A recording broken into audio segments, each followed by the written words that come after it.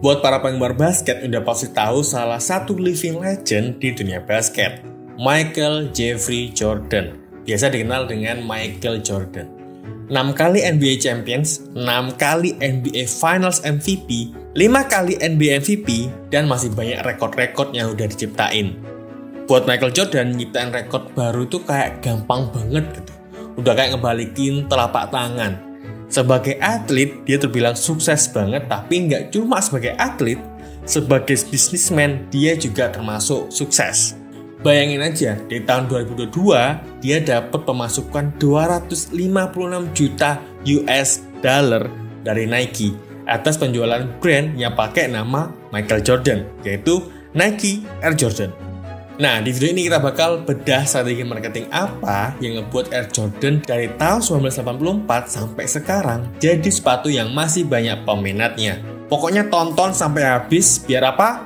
Biar kalian bisa dapat pelajaran yang bisa kalian pakai. Udah dari zaman kuliah, bakal Michael Jordan di basket tuh udah jago banget. Dia dapat beasiswa kuliah di University of North Carolina dan join tim basket kampus yang dilatih oleh Dean Smith. Michael dan timnya berhasil juara Atlantic Coast Conference dan selama 2 tahun berturut-turut jadi College Player of the Year.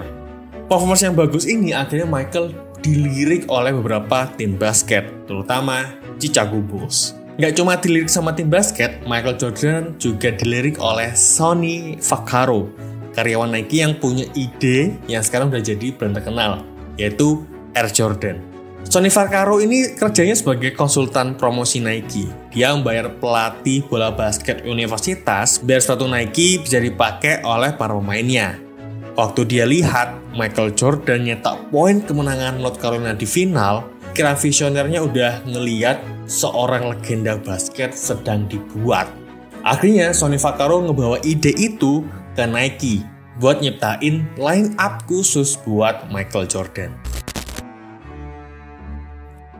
Tahun 1980, Nike akhirnya melantai di bursa efek Amerika.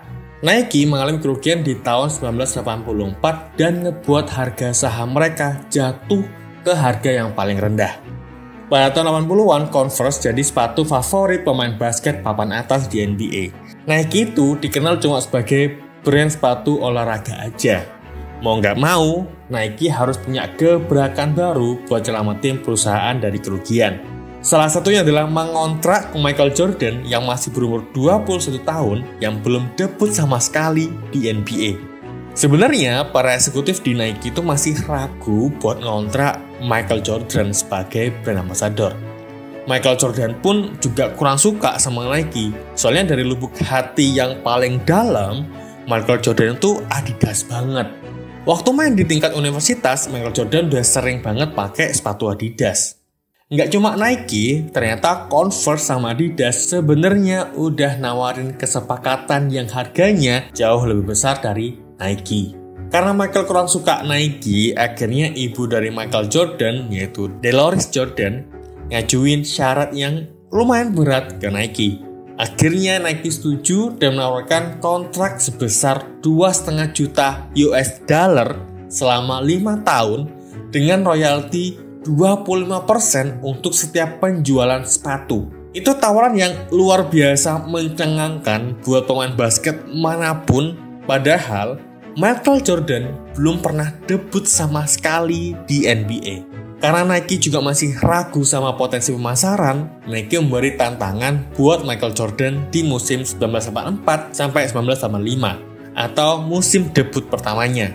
Nike nyebut 4 syarat yang harus diselesaikan. Nggak harus semuanya berhasil, tapi Nike cuma minta 1 aja yang berhasil dari 4 syarat perjanjian. Pertama, syaratnya Michael harus jadi Rookie of the Year. Yang kedua itu dia harus mencetak rata-rata 20 poin per game. Ketiga, masuk jadi NBA All-Star. Yang keempat, Nike sell sepatunya jadi 4 juta dolar setahun. Akhirnya, Nike sama Michael Jordan sepakat untuk kerjasama. Michael dalam pertandingan pramusim 1984 melawan New York Knicks pakai sepatu Black Red Nike Airship. Pertandingan itu dimainkan pada tanggal 18 Oktober 1984 di Madison Square Garden. Pada saat itu, peraturan NBA mengharuskan sepatu itu harus sama dengan seragam. Akhirnya Nike dikirimin surat peringatan sama NBA yang bilang kalau Michael Jordan dilarang pakai sepatu itu. Kalau dia tetap pakai, harus bayar denda setiap pertandingan. Akhirnya, Rob Stresser yang waktu itu jadi marketingnya Nike berpikir, wah, itu kesempatan publisitas yang gede banget. Dia berpikir kalau orang-orang pasti pada ngomongin kalau Michael Jordan pakai sepatu yang dilarang di NBA. Nah, Nike akhirnya press release kalau Airship itu telah di-ban.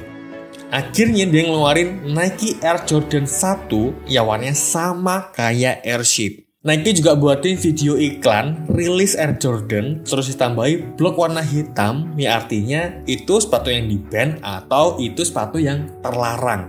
Pada saat itu Nike udah konsisten dengan semangat rebellion atau semangat perlawanan. Dilarang malah dipaksain sama Nike.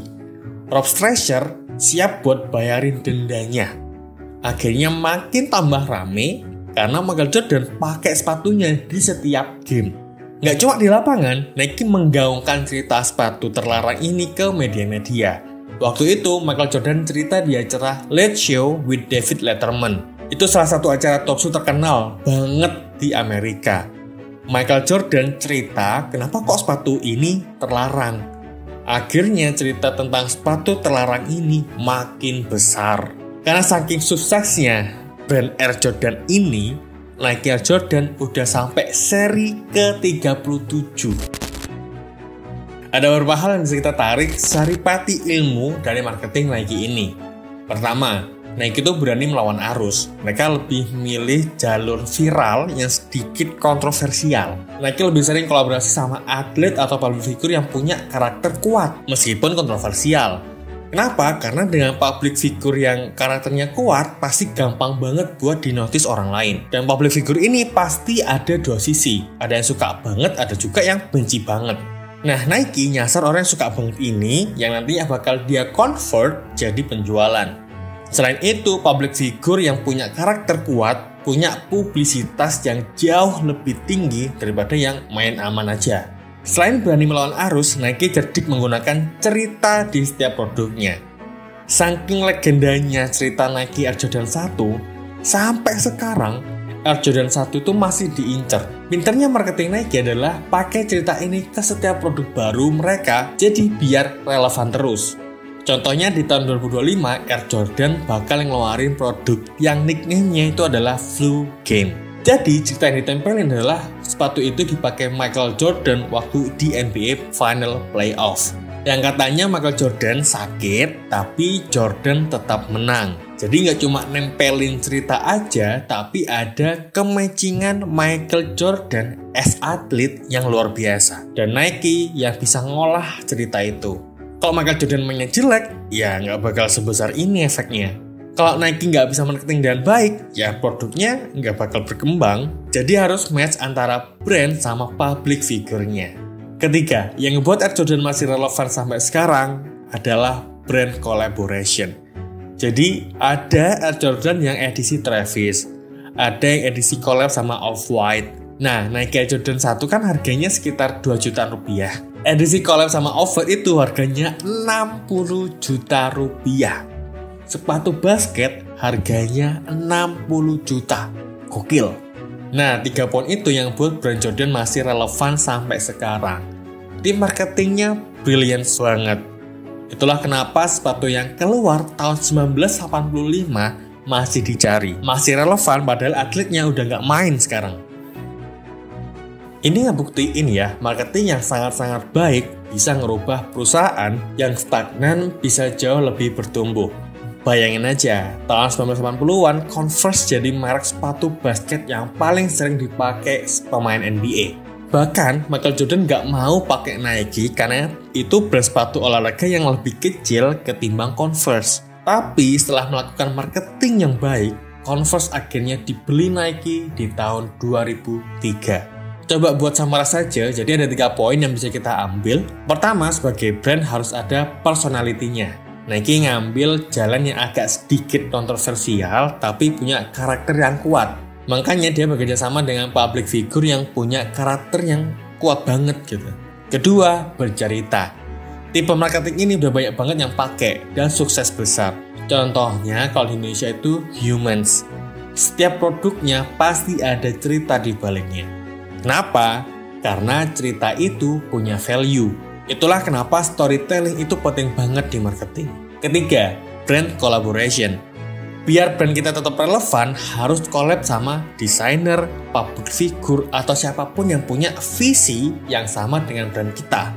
Kenapa? Karena pesan dari brand itu akan lebih didengar kalau disampaikan oleh orang yang disukai.